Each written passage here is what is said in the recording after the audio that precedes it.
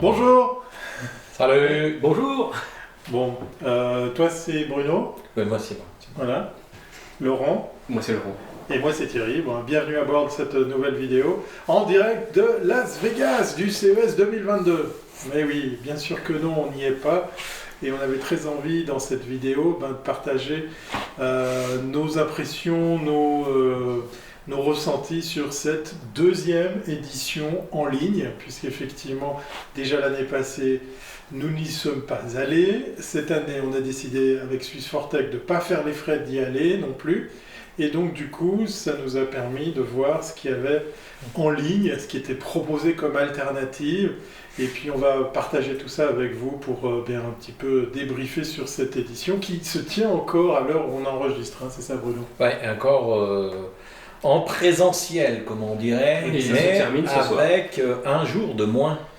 Exceptionnellement, à fermer les portes, un jour plus tôt du jamais vu. Ouais, surtout une annonce qui a été presque passée sous le tapis parce qu'il n'y a pas eu beaucoup de com autour du fait que ils ont décidé, comme tu le disais Laurent, unilatéralement de raccourcir cette édition 2022. Un à deux jours avant l'ouverture, ils ont fait ça. Ouais, en cours Donc de ce sera intéressant de savoir pour les exposants à qui on a vendu un salon de 4 jours, dire est-ce qu'il y a une compensation prévue pour eux d'avoir eu 3 jours de moins.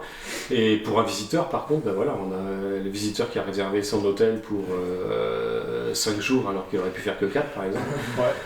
C'est moyen. Surtout les retours, les vols, ouais. En plus un dimanche.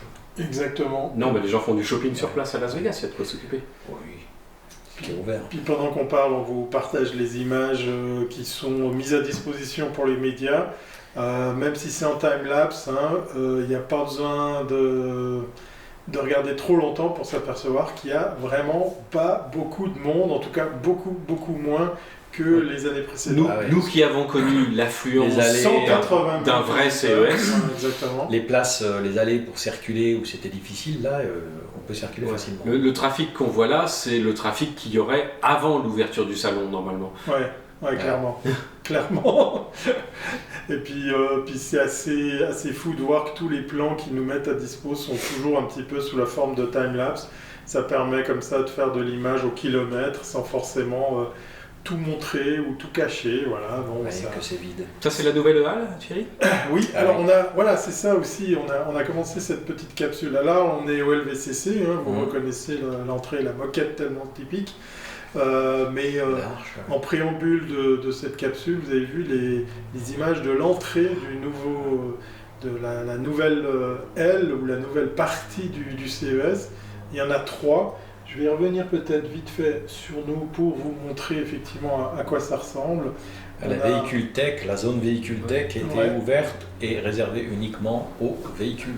Voilà, donc ici on a effectivement les 3 régions qui nous vendent.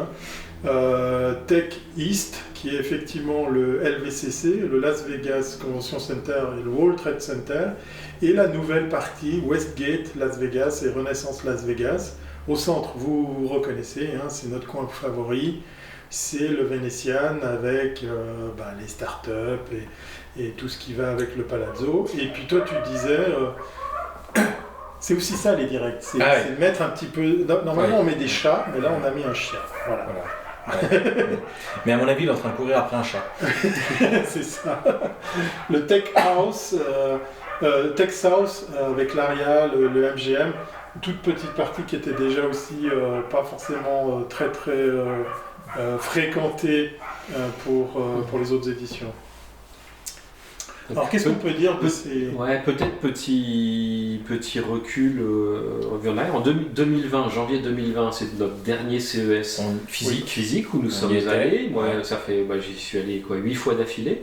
Et depuis 2020, donc là c'était le 2020, c'était l'année de quasiment tous les records. 180 000 visiteurs. 180 000 visiteurs, 4400 exposants, exactement. Et on avait bossé. Et on avait cette édition-là, on avait du monde. On avait accompagné du monde. Après ça, 2021, coup d'arrêt total. Pas de CES en présentiel, rien ne se passe plus à Las Vegas. Un CES purement digital, en ligne. Et là, 2022, retour sur un CES un peu plus classique mais hybride, avec un événement à Vegas sur les lieux habituels, avec une participation qui est bien moindre, autant sur les visiteurs que sur les exposants, on peut le dire, et une plateforme numérique pour le digital. 50% de participation d'exposants, puisque c'était 4500 exposants, on est passé à 2200, c'est quoi les chiffres? Je crois que c'est autour des 2000 et quelques, voilà, donc, le dernier que j'ai vu. Oui, ils nous annoncent 2200. 50% d'exposants, plus toutes les annulations d'exposants qui a eu lieu entre-temps, avec des stands où ils ont juste posé des QR codes pour aller voir les produits, mais ils ne sont pas du tout venus. Donc, des occasions pour moi de commenter les images. Vous voyez, on est chez TCL, mais on n'est pas là pour dire du mal de LG, qui a mis que des QR codes. Voilà. Mais c'est pour le coup un des rares constructeurs qui est venu avec des téléviseurs, là où sur les autres stands, eh bien c'est un petit peu vide. Quand même là, ce qu'on voit. Mais on reparle. Mais là, l'espace vide au milieu est quand même assez impressionnant. Ouais, oui, mais normalement, ce serait bourré de monde. Et puis non, c'est surtout bourré d'installations. Voilà. Sony aussi clairement, il y avait zéro produit. On a quand même les nouveaux véhicules. La voiture Sony, la fameuse. Qui sera enfin, a priori, nous dit-on. Qui devrait rouler, oui. Voilà, n'est pas un mythe. La voiture Sony, moi j'ai hâte de l'acheter chez MediaMarkt et d'aller faire le SAV après. Oui. Puis voir les jeux qui sont compatibles avec, puisqu'on plaisantait la fois où on l'avait vu que ça ressemblait méchamment à une PS. Ouais. Voilà, ça c'est dit. Qu'est-ce qu'il y a d'autre? Alors, comment se passe le digital? Alors, peut-être revenir sur ce que disait l'année passée, comment vous avez vécu cette version digitale? Parce qu'on nous avait vendu que c'était vachement bien, super. L'année passée déjà? Ouais. Ah. Bah oui. Non. Shapiro nous l'avait dit, ça va bien se passer, faites-vous plaisir, il y a tout qui est prévu, c'est en ligne, et on est tombé sur... on est tombé sur un listing, tout simplement, de sociétés, sans avoir de photos d'accroche ou de vidéos. Il y avait quand même pas mal de vidéos à la limite. Oui, mais les vidéos, une fois que tu avais passé la première page, mais pour le listing, c'était la liste des noms des sociétés, et donc c'était très difficile à consulter. D'ailleurs, on avait fait une vidéo là-dessus, on avait dit non, mais on avait trouvé, c'était quoi? C'était des pré-rolls? Oui, c'est ça. Oui, moi je voulais simplement faire le coup de projecteur sur le système qu'ils nous avait proposé. C'était du Microsoft avec du Teams. Voilà, c'est ça. Et un des trucs qui nous avait choqué, c'est que les exposants étaient là uniquement aux horaires de Las Vegas. Déjà, pour faire connaissance avec un exposant qui n'était pas physiquement à Las Vegas, il fallait se caler sur l'heure de Las Vegas. Je trouve ça un peu bizarre, puis un peu rude. Ça peut faire le charme du truc. Voilà, le CES c'est à Las Vegas, donc si on n'est pas dans le fuseau horaire de Las Vegas, pour un truc en ligne où c'est international, les horaires, après il faut c'est 24 sur 24. Bah oui, mais voilà. Oui, certains exposants nous avaient dit qu'ils avaient trouvé ça un peu saumâtre de devoir rester à pas d'heure pour accueillir du monde au travers de Teams. Puis déjà, l'outil n'est pas forcément adapté, il faut aussi qu'on le reconnaisse. C'est pas un outil qui est conçu pour l'exploration. Autant quand, comme on l'a fait, et comme on peut voir sur des images si Thierry les bascule, c'est un salon, donc il y a des allées, on se promène, on découvre, on regarde à droite, on regarde à gauche, ça nous intéresse, on s'arrête. Quand on est sur un outil digital, on a une liste alphabétique, on peut éventuellement mettre des filtres qui sont plus ou moins pertinents parce que tout le monde a mis le tag start-up et intelligence artificielle, donc c'est pas ça qui est très discriminant. Mais après, si on arrive à avoir une liste et qu'on consulte les fiches des exposants en question, je dirais la découverte et la partie sexy de la découverte s'arrête là parce que la plupart n'ont pas mis de vidéo. Il y a quelques lignes de texte et donc c'est assez ardu. C'est pas une bonne expérience. Donc l'outil gagnerait franchement à ce que le CES, s'ils avaient une réelle volonté d'évoluer sur le monde d'après. Mais peut-être croit-il qu'on va toujours revenir au monde d'avant. On l'avait dit, on était sale langue, moi spécialement, en disant que c'était fait exprès, que l'expérience soit vraiment pas top pour revenir au présentiel. Eh bien, l'an dernier, je ne te croyais pas.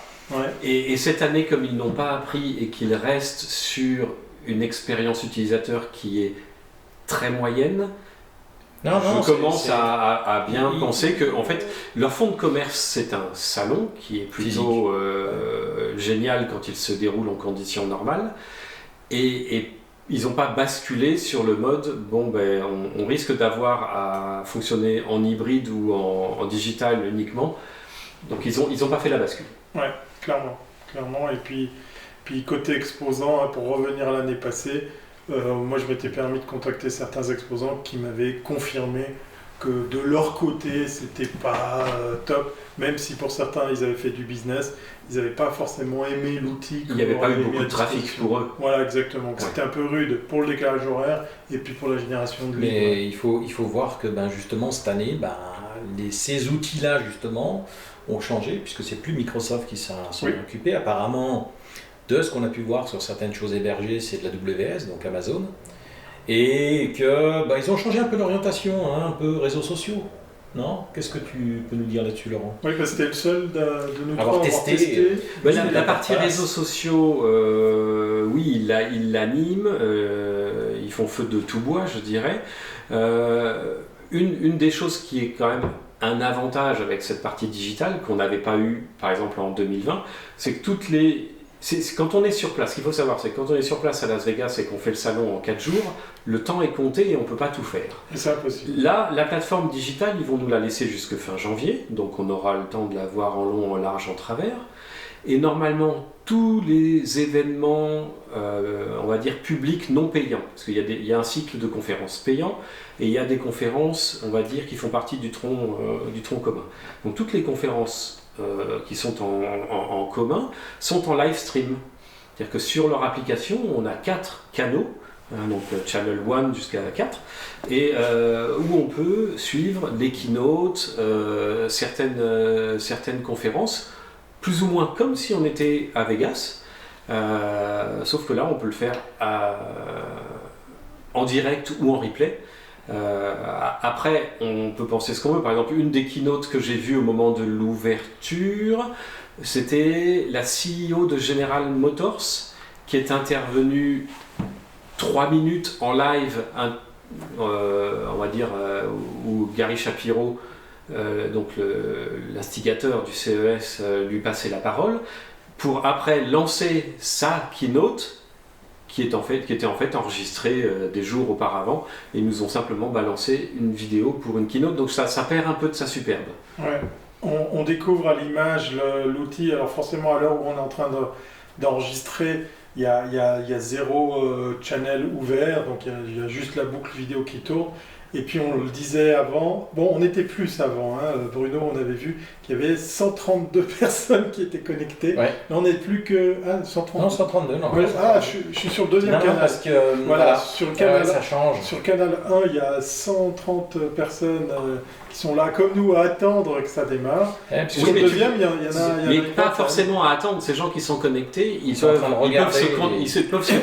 consulter. Ils peuvent se chatter. Ils peuvent chatter entre eux. Ouais. Ou ils peuvent utiliser une fonction qui est une nouveauté cette année, qui est la fonction Mingle. Oui. Alors, qui n'est pas disponible à l'heure où on se connecte sur la plateforme, qui était disponible hier, qui le sera peut-être nouveau un peu plus tard dans la journée. Ou alors qu'ils ont viré. Ou qu'ils ont arrêté. Parce que... Mais moi, j'ai testé la fonction Mingle les 2 premiers jours du CES, et en particulier quand vous êtes à distance, ça remplace l'expérience que vous auriez pour faire du réseautage, par exemple, au coin cafétéria le midi, où on a son plateau et on s'assoit un peu où on peut. Et les places sont chères en général. Et puis là, on discute avec ses voisins de table. Et toi, tu fais quoi ? Tu es dans quel business ? Tu es venu pourquoi ? Ah, tu viens de tel pays. Et on fait ça dans cette fonction Mingle qui nous crée une sorte de speed dating où il y a un tirage au sort et voilà, tu vas parler pendant 3 minutes avec, et le nom et la vidéo de la personne apparaissent. Ah bonjour Michael, comment tu vas? Moi je suis à New York, moi je suis à Genève. Et tu fais quoi? Et le truc s'arrête pile après 3 minutes. Et après 3 minutes, on est coupé. Et si on reste dans le programme Mingle, à nouveau loterie, et on est mis en contact avec un utilisateur qui est là en live, chez lui en général. Donc plutôt des gens qui n'ont pas fait le déplacement pour aller à Vegas. Exactement. Et puis si on a envie de se balader dans le CES, je vais passer la parole à notre ami Bruno qui va nous en parler plus précisément. Il y a toujours notre fameuse carte. Hein, on s'amuse la carte interactive. Voilà, à se balader. Alors là, je vais faire exprès de chercher la Suisse pour m'amuser à voir qu'est-ce qu'on va trouver. Et on arrive dans notre coin préféré, hein, on reconnaît bien l'Eureka Park. On reconnaît bien l'allée en diagonale de l'Eureka Park. Ah, donc ici, on a le pavillon suisse, mais on a surtout plein d'autres stands. Alors avant de parler de ça précisément, toi tu as fait un constat par rapport au numéro de stand versus les stands qui sont clairement annoncés. Donc si on zoome ici, on voit qu'il y a beaucoup de stands qui justement étaient marqués sur la carte et pas les toilettes. Non. Et puis beaucoup plus haut quand tu vas à droite, en fait il y a des stands qui ont été marqués mais qui ne sont pas occupés. Donc ils sont vides, complètement vides. Juste au-dessus de là, tu vois, de l'Italie.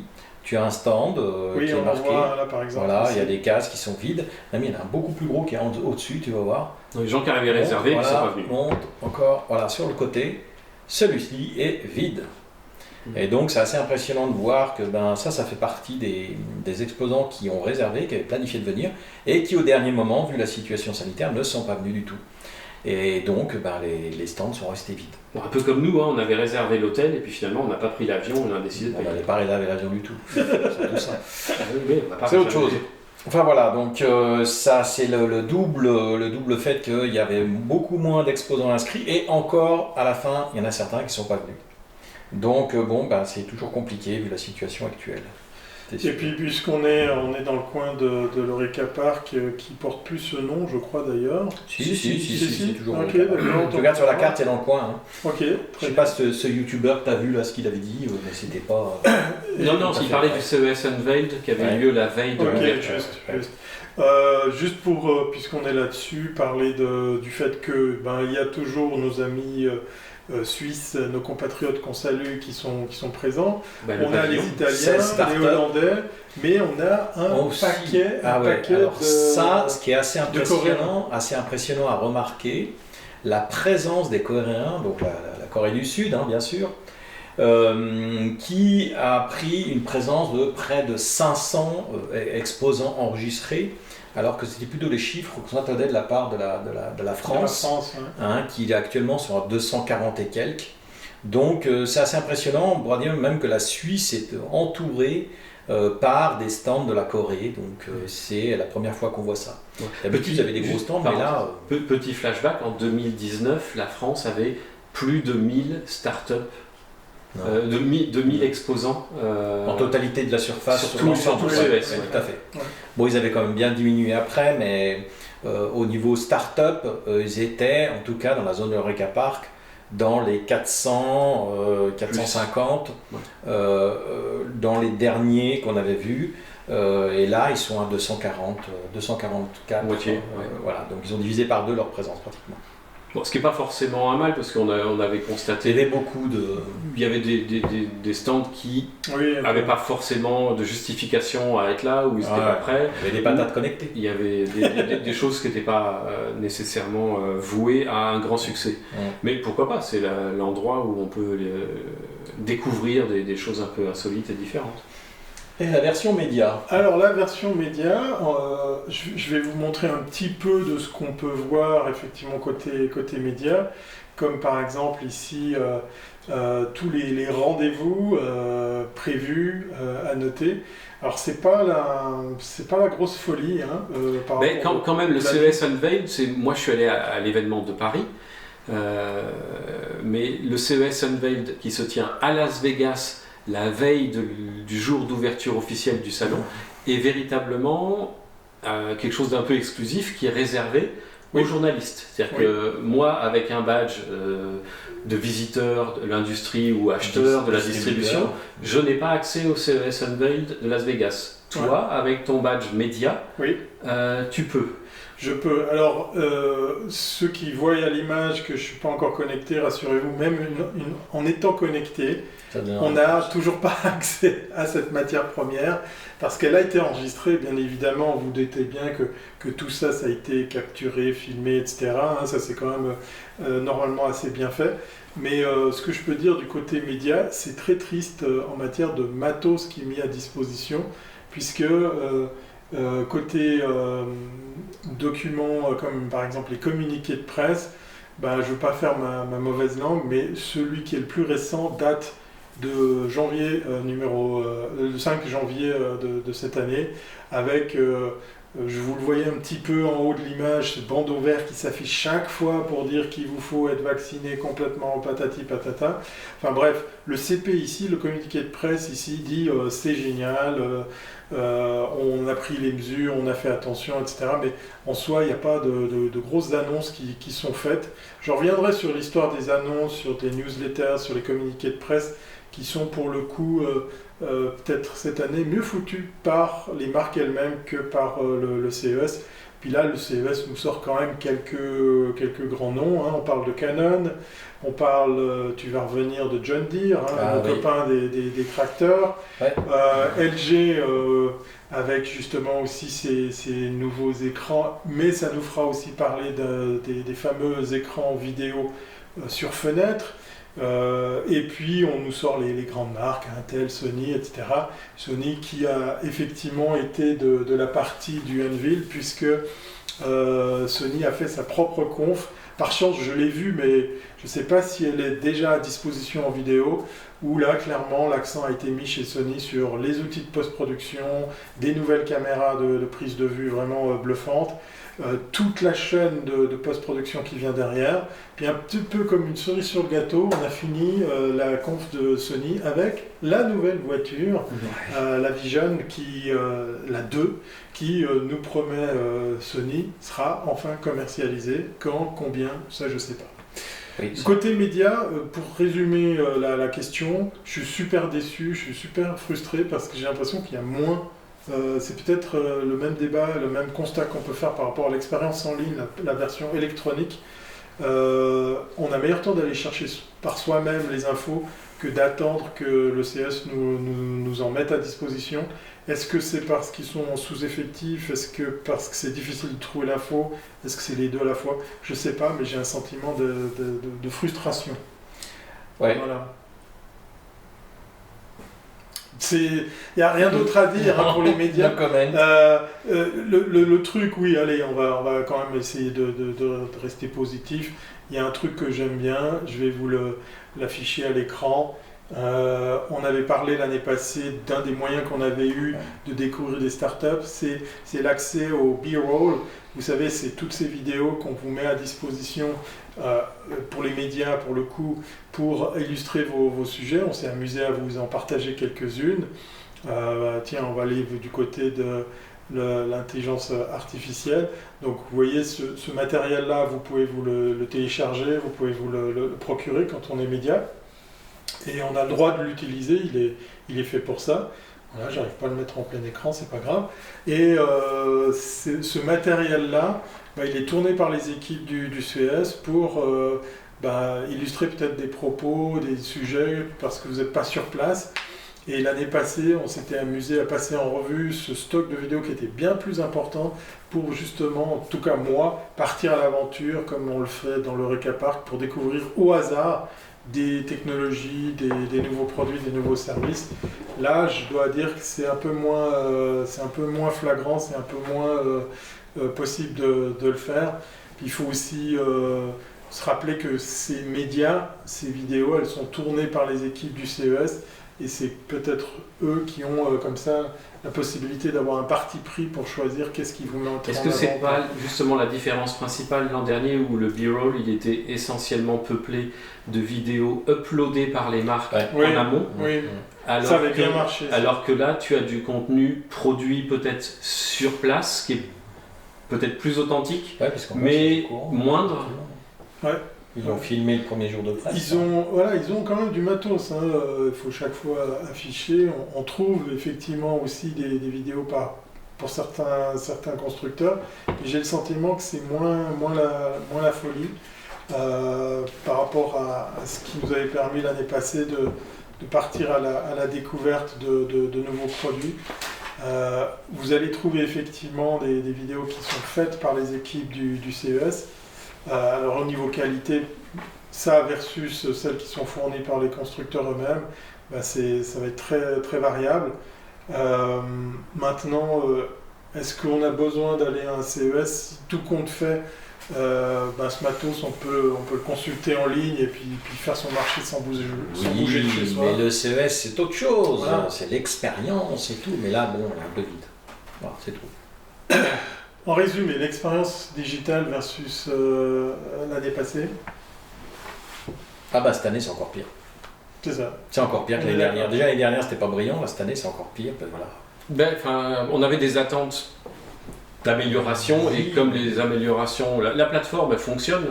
Non, mais on sent qu'il y a une volonté, il n'y a pas une expérience qui est exceptionnelle. Il n'y a pas une volonté de le faire en digital, de toute façon. Voilà, ça c'est clair. Ouais. Voilà.